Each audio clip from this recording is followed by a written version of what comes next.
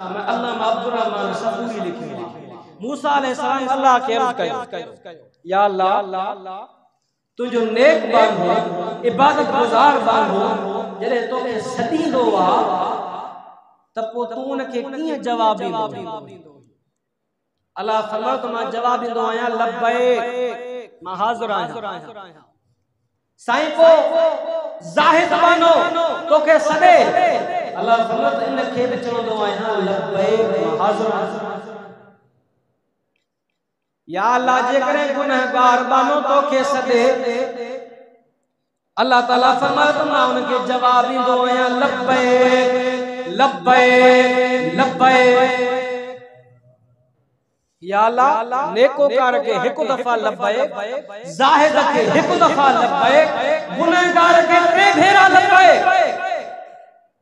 अल्लाह ताला फरमायो कहा आबिद बाने के पंहिंजे इबादत पे भरोसो हूंदो आ त मूंखे इबादत आ नमाज़ूं आहिनि रोज़ा आहिनि ज़कातूं आहिनि खैर खैरातूं आहिनि इहे मूंखे छॾाईंदो छोटकारो थी वेंदो।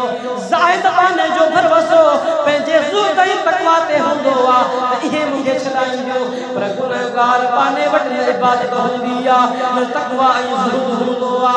इन जो भरोसो फ़क़त मुंहिंजे रहमत ते हूंदो आ। ओ मुंहिंजा प्यारा मूसा जे बाने जो भरोसो मुझे रहमत ते हूंदो आ उनखे मां 3 दफा लब्बैक चवंदो आहियां। मां चवंदो आहियां मुंहिंजे दरवाज़े ते अचे मूं वटि अचे हुनजे अचण जी देर आ मुंहिंजे बख़्शण जी देर आ।